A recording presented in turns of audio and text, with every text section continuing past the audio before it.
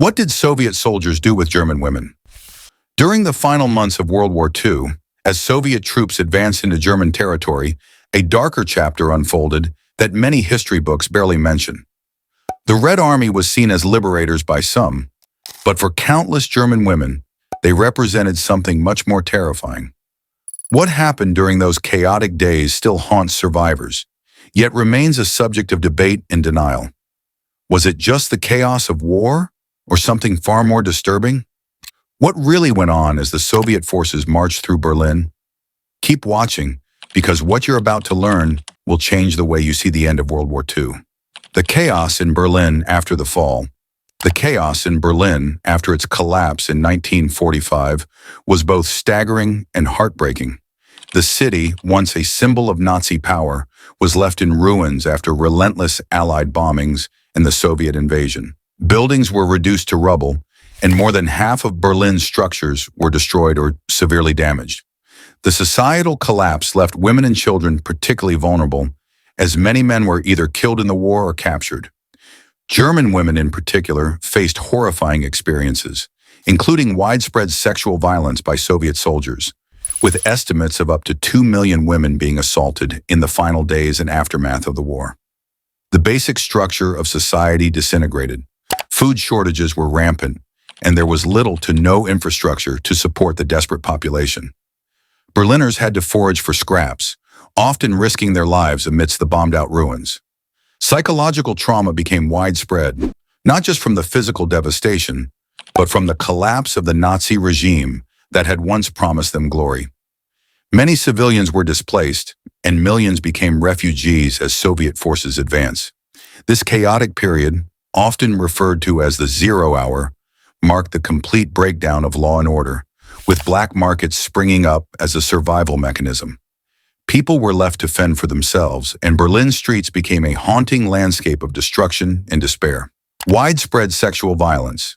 The fall of Berlin in 1945 came with unspeakable horrors, and one of the most brutal aspects was the widespread sexual violence inflicted by Soviet soldiers. Between 1944 and 1945, an estimated 2 million German women were raped, many of them repeatedly. This systematic violence wasn't limited by age. Young girls, mothers, and even elderly women were targeted. The atrocities committed during this time remain some of the darkest chapters of the war's aftermath. Women were left utterly traumatized, not just physically but also mentally. For many, this trauma lasted a lifetime, leading to deep psychological scars and even the birth of thousands of children as a result of rape. There are countless stories of women attempting to disguise themselves as elderly or disfigured in a desperate attempt to avoid assault. The violence was so widespread that hospitals in Berlin were overwhelmed with women seeking treatment for injuries caused by these brutal attacks. This period also marked a societal silence that would last for decades, as the subject was too painful and shameful to openly discuss.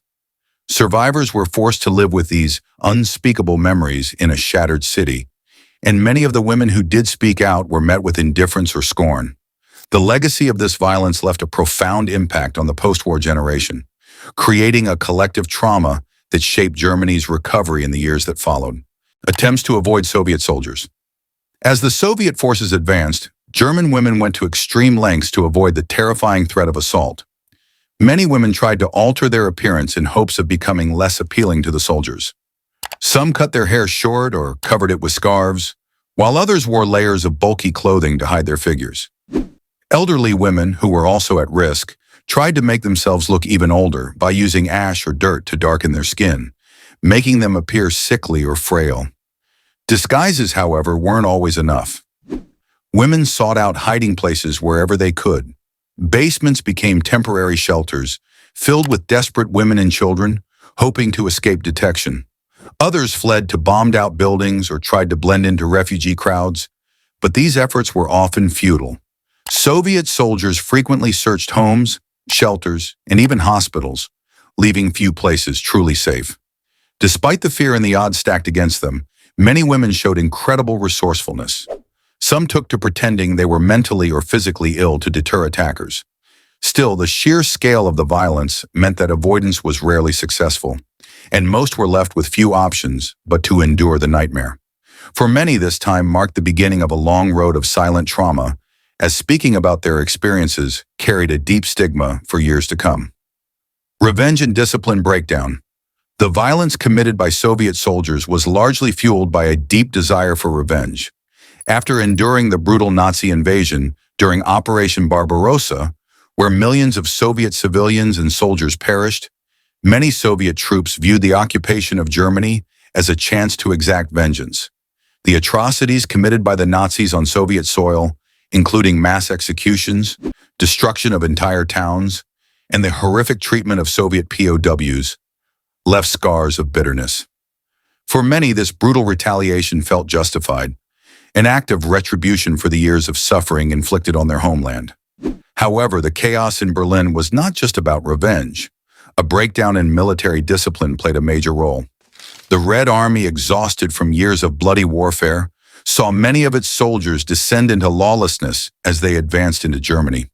Commanders, overwhelmed by the sheer number of troops and the rapid push into enemy territory, struggled to maintain order. Some even turned a blind eye to the violence, seeing it as an inevitable byproduct of war. The dehumanizing effects of combat also contributed to this spiral of violence. The psychological and physical aftermath. The aftermath of the assaults on women in Berlin left scars that would last a lifetime. Physically, many women suffered from injuries, infections, and unwanted pregnancies. Medical facilities were overwhelmed and resources were scarce, making it difficult for them to receive proper care. These women, many of whom were already living in dire conditions due to the war, faced an unimaginable combination of physical pain and the challenge of survival in a war-torn city. Psychologically, the trauma was even deeper. Many victims struggled with intense feelings of shame and guilt, emotions they should never have had to bear. Society at the time was not sympathetic. These women often faced judgment and were left to suffer in silence. The pressure to hide their experiences led many to internalize their pain, resulting in long-term mental health issues. Depression, anxiety, and post-traumatic stress haunted them for years. In some heartbreaking cases, the shame and emotional turmoil became unbearable. Some women resorted to self-harm, while others saw suicide as the only escape from their trauma. If you found this topic insightful, make sure to subscribe to the channel and check out other powerful stories and historical deep dives available on the channel.